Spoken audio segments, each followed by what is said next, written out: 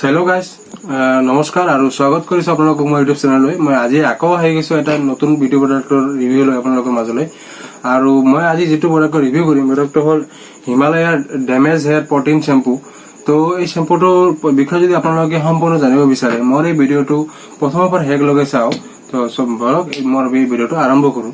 তো আপোনালোকক প্ৰথমে কৈছো যে আজি মই কি প্ৰডাক্টৰ ৰিভিউ কৰিম। এই প্ৰডাক্টটো হ'ল Himalaya damage hair protein shampoo, damage repair protein shampoo. এই শ্বেম্পুটো হয় আপোনাৰ হিমালয় কোম্পানীৰ হয়। আৰু ইয়াৰ যদি দাম মই ক'বলৈ যাওঁ, ইয়াৰ দাম হ'ল 80 ml দাম 57 rupees, মানে 80 ml দাম 57 টকা।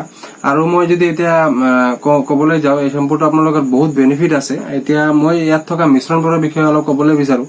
ইয়াত আছে আপোনাৰ দুটা বস্তু আপোনাৰ মুখ্যভাৱে আছে। এইটো হ'ল আপোনাৰ আছে ইয়াত বীজ আনমোল মানে হ'ল কাঠবাদাম, আৰু চিকপিয়া মানে হ'ল আমাৰ এইটো কাবুলী বুট থাকে, এইটো আছে। তো ইয়াৰ পৰা আপোনালোকৰ চুলিত কি বেনিফিট হ'ব সেই বিষয়ে মই অলপ ক'বলৈ যত্ন কৰিম। মই প্ৰথমে ক'বলৈ যাম ইয়াত থকা বীজ আনমোলৰ পৰা আপোনালোকৰ কি বেনিফিট হ'ব।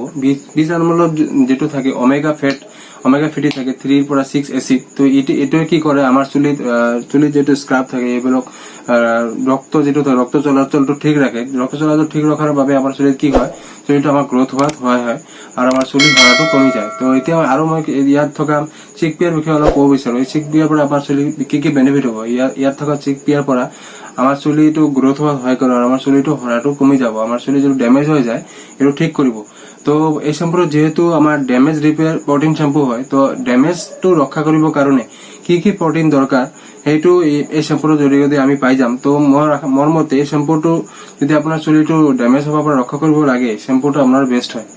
তো এতিয়া মই যদি ক'বলৈ যাওঁ শ্বেম্পুটো আপোনালোকে কেনেকৈ লগাব। এই শ্বেম্পুটো প্ৰথমে আপোনাৰ চুলিটো ভালকে তিতাই ল'ব লাগিব। ইয়াৰ পিছত অলপ শ্বেম্পুটো লৈ আপোনালোকে মাথাত চুলিত ভালকে মাছাজ কৰি দিব। ইয়াৰ পিছত চুলিটো ধুই ল'লে হ'ল।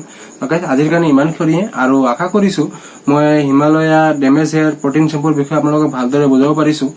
আৰু যদি আপোনালোকৰ মই এই ভিডিঅ'টো ভাল লাগিছে, প্লিজ লাইক, কমেণ্ট আৰু ছাবস্ক্ৰাইব কৰি দিব মোৰ চেনেলটো। আজিৰ কাৰণে ইমানখিনিয়ে, আকৌ আপোনালোকৰ লগত দেখা হ'ব মোৰ নেক্সট ভিডিঅ'ত। আজি ধন্যবাদ, থেংক ইউ।